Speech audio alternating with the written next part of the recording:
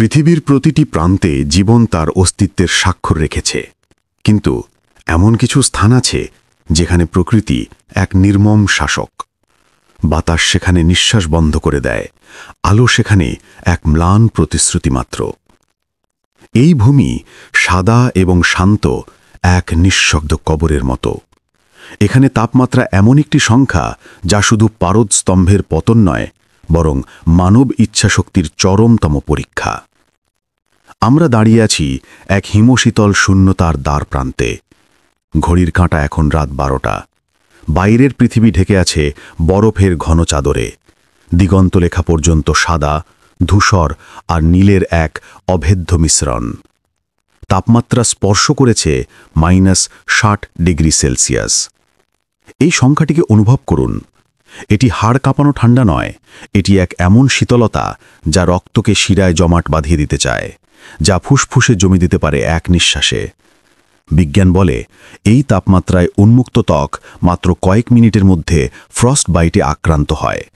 কোনো সাধারণ যন্ত্রপাতি কাজ করে না। এইখানে প্রকৃতির বিশালতার সামনে মানুষ কেবলই এক ক্ষুদ্র নশ্বর বিন্দু।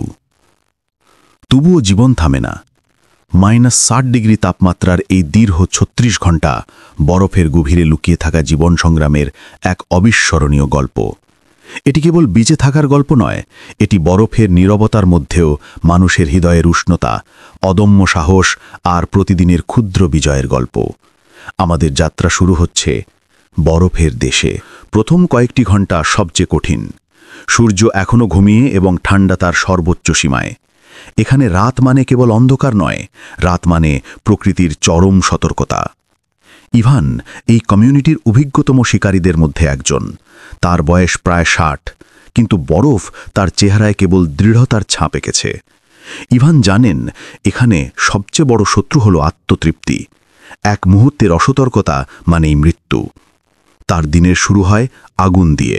আগুন কেবল উষ্ণতার উৎস নয়, এখানে আগুন হলো জীবনের প্রতীক, নির্ভরতার শেষ আশ্রয়। বাইরে তখন বাতাস বইছে, চিলের ডাকের মতো তার তীক্ষ্ণ আওয়াজ। চুল্লিতে কাঠ ঢোকে, কাঠ ফাটানোর শব্দ। এই নীরব বরফের পৃথিবীতে জীবনের স্পন্দন। ইভান একটি বিশেষ ধরনের ঘন পোশাক পরিধান করেন, যা মূলত শিকার করা পশুর চামড়া ও পশম দিয়ে তৈরি। এই পোশাক হাজার বছরের অভিজ্ঞতা ও প্রজ্ঞার ফসল। এটি বাইরের -60° থেকে শরীরের ভিতরের উষ্ণতাকে রক্ষা করার শেষ প্রাচীর। তাদের খাবারও ভিন্ন। সাধারণ শস্য বা ফল এখানে জন্মায় না। জীবন নির্ভর করে শিকার করা প্রাণী, বিশেষ করে রেইনডিয়ার এবং সিল মাছের ঘন চর্বির উপর। এই চর্বি শরীরের ভিতরের চুল্লিতে জ্বালিয়ে রাখে। 1 কাপ গরম ঘন স্যুপ, যা কিনা কয়েক হাজার ক্যালোরি শক্তি যোগায়, এই হলো তাদের প্রথম প্রাতরাশ। বরফের দেশের মানুষ ক্যালোরি গণে না, তারা গণে উষ্ণতা। দ্বিতীয় প্রহর, বরফের গভীরে কাজ। সময় সকাল 8টা। সূর্য তার উপস্থিতি জানান দিচ্ছে, কিন্তু তা তাপ নয়, কেবলই আলো।